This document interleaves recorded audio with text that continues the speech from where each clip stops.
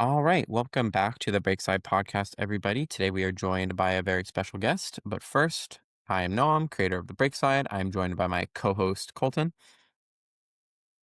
Glad to be back. Glad the Dallas Wings fired their coach. That's all I really got to say today. But it's been a beautiful day every day since then for you, hasn't it? Beautiful. Starting to see the sun shine again. Starting to get outside. Beautiful. You want to introduce our guest for the day? I would love to.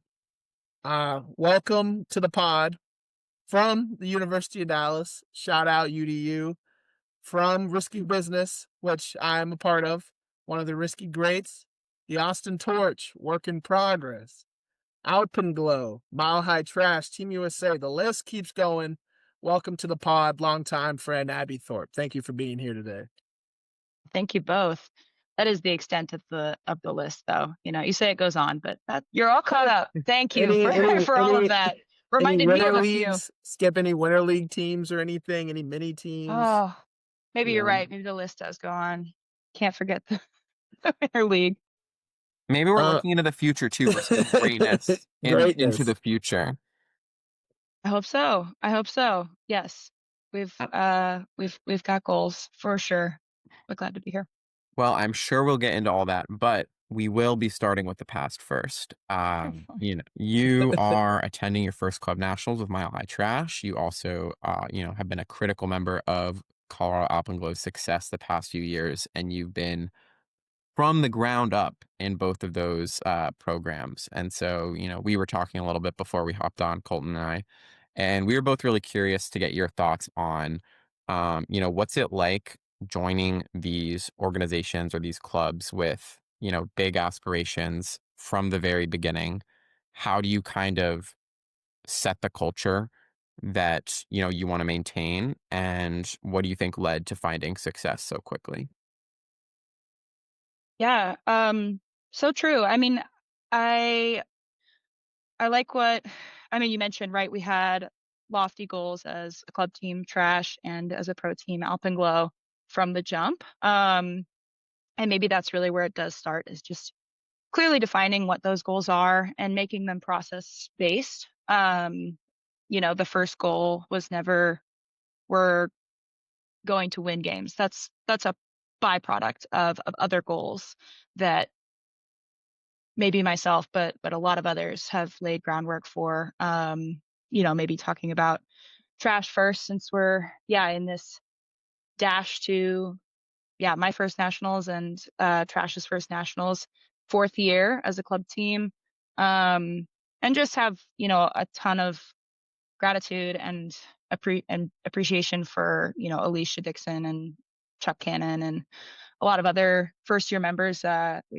We took a photo of all the original members the day we earned the bid, or the Sunday we earned the bid a couple of weeks ago, and it was like looking around at those 9 or 10 faces that have become nothing short of family at this point. But really, really sharing, I think, the daily process that it takes, both in the season and the off season, and really putting in the hours around the clock with each other, learning each other on and off the field. And that's really fun in a club season because you get like a solid 4 months of season and tons. We're known as the team that likes to practice. We had that was a, I suppose, dichotomy of ours between the other teams that are in our area. But we love to practice. We practice almost every weekend, every month, 1 double, 2 singles, weeknights. So putting, I think the investment of time was actually what attracted me to Trash in the beginning. And then for Alpenglow, it is more condensed and it is more complex in kind of, certainly being like this kind of beacon to the community. Not that club isn't similar, but it is different. And again, just so much gratitude and respect for the management of early days, current days, coaches. Just the investment of time from them just makes it a no-brainer to work your ass off as a player. And I think that this season and last season being second and third year, we as a team really rose to that challenge in the day-to-day work, and reminding ourselves our why. And our why was to, pursue excellence, and to enjoy the hard stuff, was a couple of the things that we said at the start of this and last season on Alpenglow. And, that's only the beginning, but you set that groundwork and get the feedback from the players, that that's what they wanted. And there's no better feeling, I think, than seeing probably, I mean, I feel similarly, but like Alicia on Trash, or, you know, Betsy Bash on Alpenglow, seeing, the players take that mantle on. There's no better feeling, than seeing your vision be, I suppose, embodied by completely different people. Really, really long-winded answer. No worries. It's great. I think it's love to get into all the details. I'll see if our lovely editor Griffin slash I can find the picture for him, but he can splice in a picture so that we Love can it. all see. But I think on the lines of Alpenglow and Trash, and sort of kind of going deeper into both, something I like to ask, any elite player that I talk to who does both the club season and the pro season is, what do they like the most about each, and what do they dislike the most about each? And, I think you already gave a little bit about the idea of like sort of the community role versus less so in club. But yeah, I'm just curious to hear what you specifically take away the most and least, I guess, from each season. Sure. Just holding up pro to club and club to pro. Yeah. I mean, I think it's always been a dream of mine. I mean, to play year round is like such a gift. It's, I think, a lot of, off seasons are huge parts, and you're still building in off months towards the season ahead. But I love being in season year round. So that's kind of a Yeah. nod to both of them. Um, and you do see exponential growth as you're tracking what you're doing, and paying attention to the details. You can really see that month over month, game over game. I think, um, yeah, I mean, so maybe to draw more of a comparison, um, I feel as though pro can be more strategic forward because you do have less time. So you can make these big leaps in just a couple of weekend practices. Not that you don't do that in club, but it's a slower build. So conversely, that slower build is, kind of digging into, the individual work. You spend a lot more time by yourself, in either season, but you're going to spend more time outside of the team in a 4-month, 5-month season than you are in a 2.5-month season. So you kind of get to hone in on yourself a little bit more, and both of those are fun for different reasons. Um, it does alter your goals, and it's fun to play that game. Like the constraints of the difference, the constraints of the differences are a fun puzzle.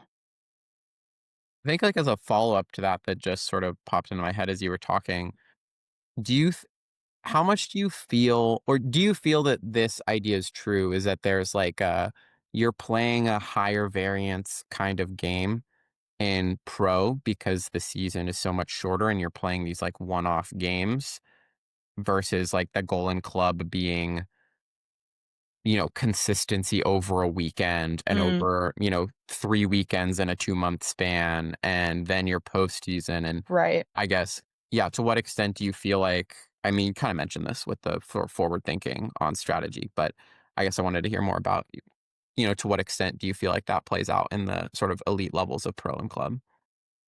Yeah, I think the nice part is you can boil it down to the same thing, which is one point at a time, and every point, the point that you're in the present, is the most important point. Those are still true for both, even though there's going to be vastly more points in a club season, depending on the pro games you're playing. Some of those can go on quite long too, but um, yeah, I mean, I think that it's nice that you don't have to overcomplicate it. It is still as simple as the fundamentals, and one point at a time, and 0-0 game to one. But it is a different type. I suppose it is a different type of pressure, for sure. And I think that, again, just being able to play your around and enjoy both of those pressures, and have that form me as a player and my teammates as players is just like, just a treasure trove of opportunity. But definitely there's a huge difference, right, between a single game weekend and an 8-game weekend, um, physically, mentally, and maybe the mental part is a little bit more fun to talk about because Yeah. what the hell is going on up here? Then I had a question about trash and mindset. Colorado teams recently have seen a lot of success. Bravo, Molly Brown winning championships, then Shane the next year, then Alpenglow. You think seeing all these people around you find success, and including you yourself and people on the team being on Alpenglow or being on Molly or Bravo, inspire y'all this year to really want to lock in and set some lofty goals and work for that? Do I think that that was like a propeller? Yeah. Yeah. Yeah, I mean, to purely speak about me, I guess. Coming into Denver was a very exciting aspect, and appealing factor to move here at all. Was knowing, the community that was here, and then the following year kicked off the chips that came back. So that was for me a real eye opener. Like, I get to play against some of these players at league, and I get to team up with some of these players on Alpenglow, and I get to pick their brains, and I get to watch what they do and catch their throws. And yeah, I mean, I definitely think that that's a motivator. Um, it's at varying levels of, I suppose, integration with those teams. But I do think that, like, even, yeah, definitely the presence does, I think, light a fire. Yeah, I like that question a lot. I mean, it's every time I've gotten to meet, I've got some buds on Bravo, and we have former Bravo players, and men's is not something that I was at all exposed to, really. I mean, in Dallas or anything before. I had a limited exposure. So it's been, it's fun to, match up with Seth Ferris at mixed indoor league. And actually, shout out Fungi, helped us practice against the zone on Sunday. Got to match up with my boy Seth again. So yeah, it actually, for many reasons, has helped us trash as a program. And then going into nationals, what are some goals that you have? And then Yeah. you just said that you've been practicing against Fungi for zone. What else has Yeah. been helping you prepare to go into your first nationals as a team? Yeah. We've got, this past weekend was our last double of the year, which came to me, like, as we were taking our cleats off, kind of hit me hard. I love double practice weekends, and it was just a beautiful day. And fun guy came out and ran zone against us for an hour. Played pick six for them on the turn, which was super fun. And then got like a nice moment at the end where, they just said, we're rooting for y'all. We want to make y'all better. Like, a win for Colorado is huge. So your question, Colt, is very timely. But yeah, I think, 2 more singles, a couple of weekend practices, goals. Alicia was in Alicia fashion, inspiring us all on Saturday, and saying it's just another tournament, but it's actually not just another tournament. Which she's so right. It is not just another tournament. And, for a lot of trash, it's their first time as well going to nationals as players. For a number of folks, it's but returning with, like, new goals from last appearance, and having, learned X and wanting to do that. I think goals for the team generally, are, I mean, one game at a time. But also, we'd love to be top 8. I think that we have shown, our film of our shame game on Saturday morning of regionals was the best they got shown. We took them to multi-point, got the turn, couldn't convert, but we're fortunate enough to be scrimmaging them this weekend, so more preparation, helping each other get where we want to go. And yeah, top 8, and beyond. And then, individually, I think, I just can't wait to step on those fields. Like, I can't wait to step in that fog. Yeah. Fog and dusty fields. I know. I told somebody I'm gonna step on and I'm gonna inhale all of it into my lungs, and then I'm gonna breathe out super epic smoke ring. Yeah, it's gonna be sick. Hallowed ground at those, I believe, San Diego Wave practice fields. I think there's some San Diego Wave branding out there. So, I believe you. I don't. I know. Well, as a North Carolina Courage employee, I'm going behind enemy lines when I'm there. So, I'm sneaking around. I'll have to not get caught. But I think this is a great segue to get into to open the Sorry, we're getting a package. It's a very big deal. It's exciting. The world must stop, obviously. I wish. Okay. But yes, please. I think we're good. Go on. Hey. But it's a great segue to open the floor to any hot takes and predictions that you want to air out to the world about what you think is going down in California. And if you want to, keep them to non-mixed divisions so that, you don't want to give that can anyone be any fun. bulletin board material, I can get behind that. But, Cole and I are big fans of talking your shit. So we will support anywhere we go with this conversation. Man, maybe it's good that you sprung this on me. Like, maybe if I'd had time to meditate, I would have had something. But maybe this will be a more interesting response. Contrary to some of my teammates or some people, I love watching men's. I love watching. I love watching film. I'll watch every video available. But I mean, I gotta be honest. Like, my heart. It's been 2 years, but my heart still hurts for Dig. I gotta say, I say go run your shit, Kings. Like, I hope they take that ring back. But that's not based on anything other than yeah.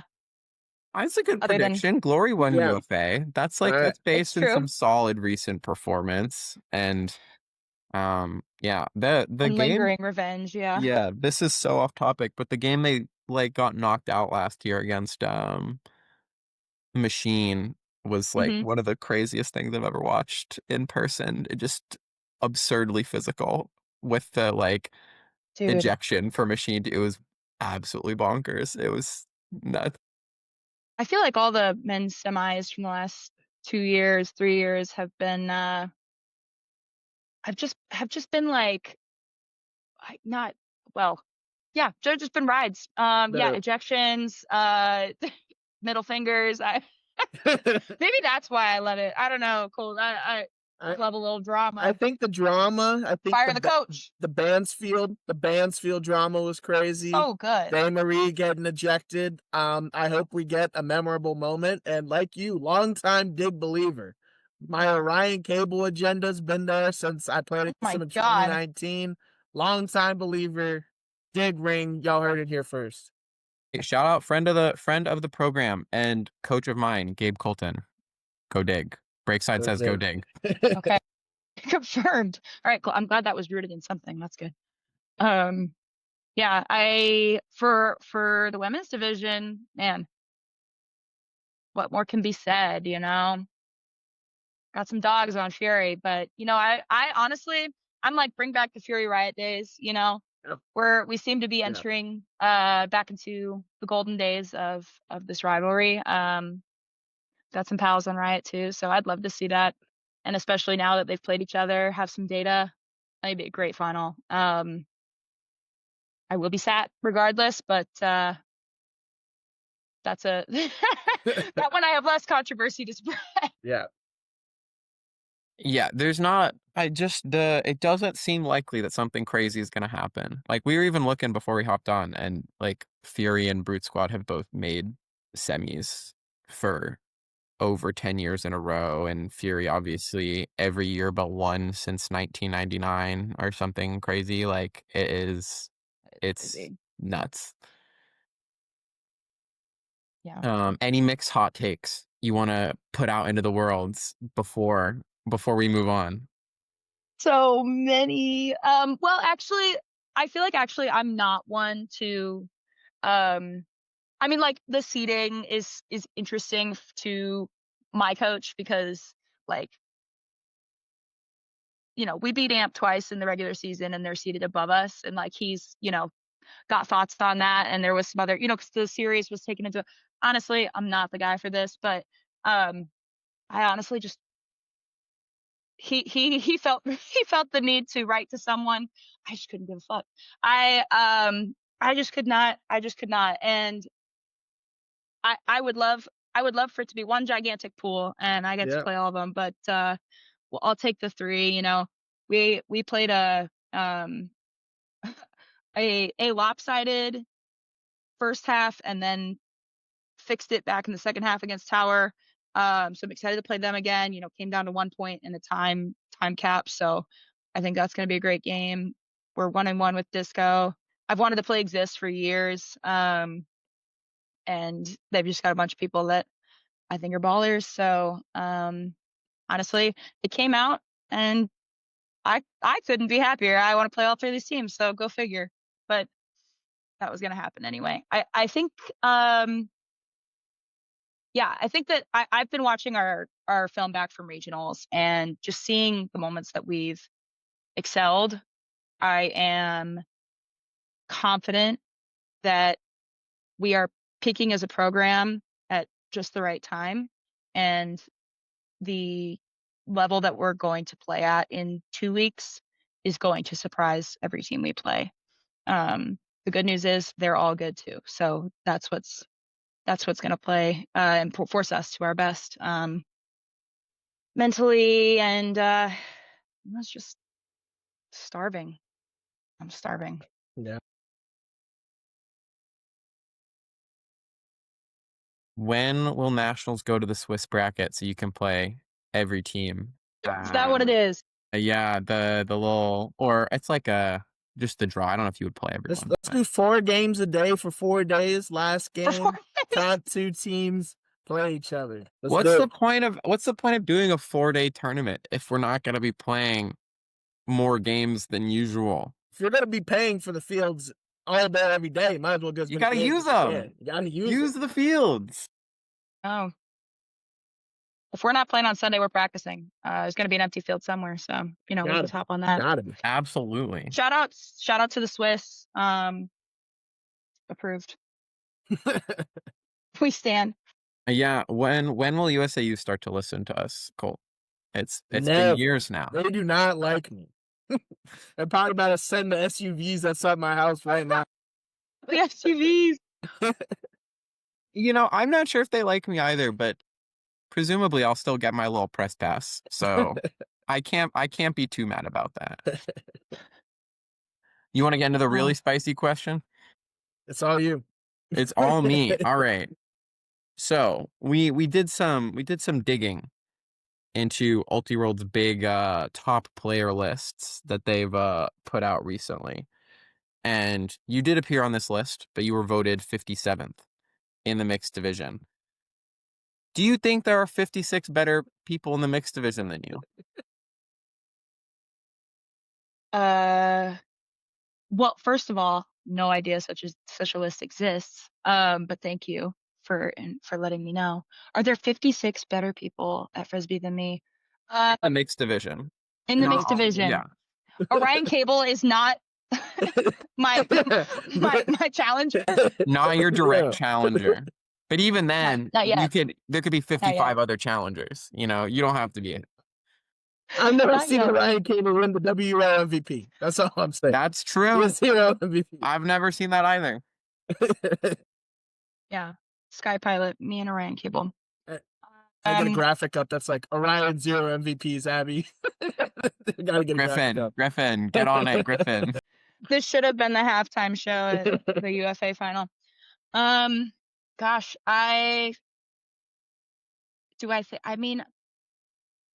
yeah, and I love that there are these heights for me to take on. I've had just these opportunities to play with and against some of the best in the world, and that means everything to me. So yeah, honestly, if there were less higher than me, there'd be less to take down. So, 57 jewels to my crown that I'll have to add, I guess, huh? To turn that into a real question, does Trash, do y'all really buy into whatever hype Ultiworld or other people are saying, or is that something you ignore? Especially you as a player, do you read these things and take that as a chip on your shoulder, or are you just like, these are people writing about frisbee, whatever, I don't really care? Yeah. I I do.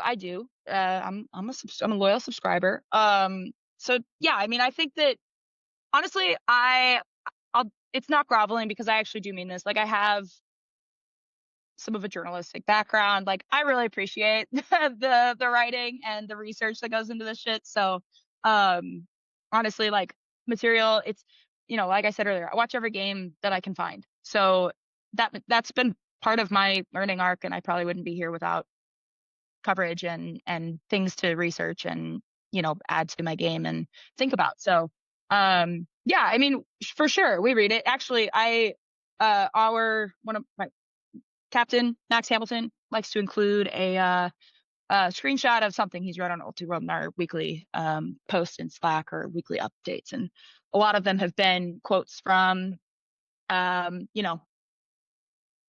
Mattamore, my big dog Mac, just like why hybrid is succeeding. And like those quotes are, we're digging, we're practicing, we're leaning into. I think the quote from Luloff was like, we play rat mindset D. Like, yeah, I love that shit. Like, I love reading what other minds in the games are saying and like how other athletes are thinking. So yeah, I mean, I do utilize it. And as far as anything that's like, I don't know, categorizing our talent or I think there was something earlier in the season that Trash's defense wouldn't be strong enough to compete or contend for a finalist position at nationals. um that does fuel us for sure. We like to say that our very O-line is a bunch of D-line dogs that have to play O-line. So yeah, I mean, I I think it's great. I think it's good for the sport. I think they should keep saying what they're saying until I tell them to say something else. Exactly. And to all our millions of listeners out there, what you should take away from this is that every single Elite Ultimate Player guest we've had on this is a big fan of ultimate journalism. So you all should be fans of ultimate journalism too. That's the important thing. Yeah. Yeah, Noam, what's your Venmo? Just drop that real quick. Oh yeah, it's just first name, last name, baby. Noam dash government. Everybody, support the travel to California, support independent journalism. But Yeah, chef.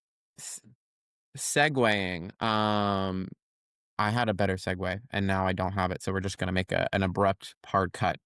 Um, Better. you also have, representing Team USA at Beach Worlds, I believe, coming up on the horizon. We'd love to hear a little bit more about that.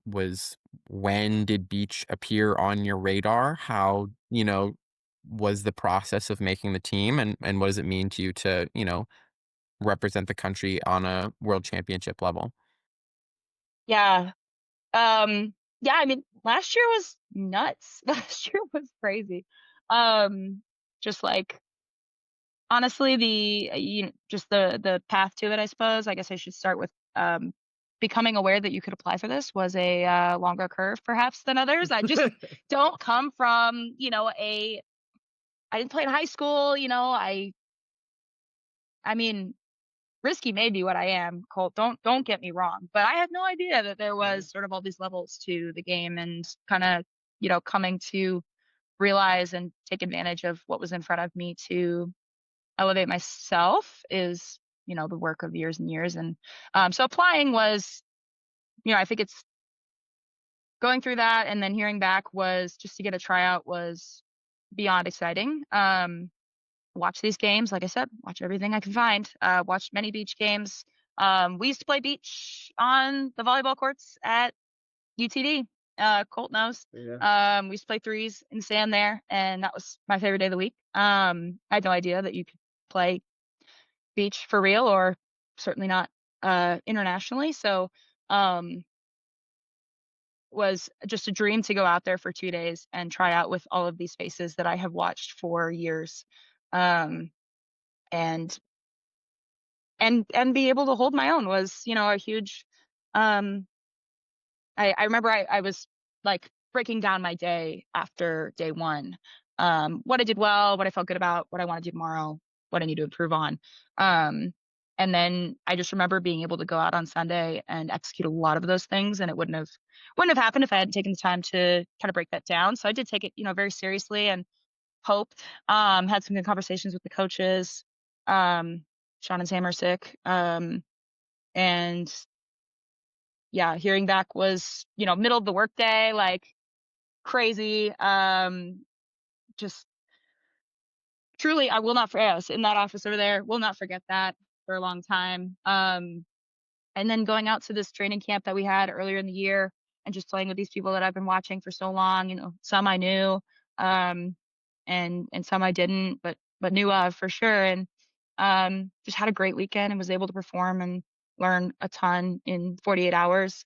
We haven't been able to practice again since, just due to everybody's insane club schedules, but we'll get there a couple days early. And it's been a year, I guess, almost a year since the tryout, and truly wake up and do not take it for granted on a daily basis. It's just, it's exciting to, I think, one of my things that I've been saying is like not coming from a Frisbee family or like, Frisbee backgrounds, and just kind of figuring this out on my own with my community, many of which are a huge reason that I'm here with you. But, I'm proud to be, I don't know, some sort of a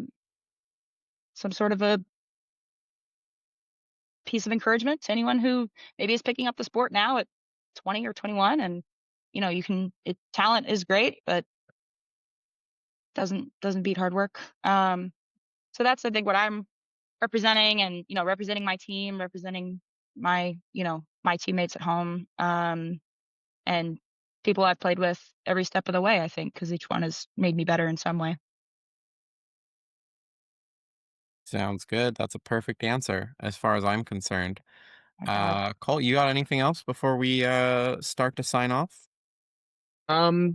Just hope you ball out at nationals. But if you succeed, I was there at That's what Beach I'm Mini. saying. I've been there before, so it's like I succeed. Transitive property. So any success you see, I'll send it right I to was you. there. I was there. You're there. I know it. Abby, you got anything you want to plug or anything before we get out of here? Anything I want to plug? This was fun. Thank you. I was looking forward to this. I was like, Bristol, I'm going on. I'm gonna speak. Yeah, I was looking forward to it. So thank you. Like I said, thank you for making content. It matters. Seriously, like every resource is available to people who want it, and all they got to do is a quick Google search, your podcast included. So honestly, keep it up. I'm gonna be there. Thank you very much. I appreciate the time you've given us. I will be sure to catch trash games as much as I can Appreciate as you. one person in California, although Griffin will be there with me. So we'll have two people Hell on the yeah. ground. And yeah, we'll catch you hopefully maybe a little sideline interview action, halftime interview. Love it. But yeah, and you all heard Abby. You guys should subscribe. People should sponsor the podcast, all that good stuff. Thanks again for joining us. As far as I'm concerned, Nationals previews coming out very soon, hopefully within the next week and a half. Possibly a little Southeast Regionals late recap podcast coming too. We'll see how that goes, but lots In of fun stuff person, coming. Colt and Noam pod in sometime soon in October. Yeah, exactly. Oh yes, in person Nationals preview too, because I'm going out to Dallas on the way out. So good stuff coming. Good stuff Big coming. stuff. Gonna show you Thanks again, around. Abby. Yeah, it'll be good. Show them the fields, Colt. Show them where it all started. Yeah, we'll be at Farmers Branch Park if anyone wants to meet us. We're running twos. We're running Sharpie's twos. ready. 2-on-2 against anyone in the Dallas Metroplex. Thanks again, Abby. Appreciate you guys. Thank you.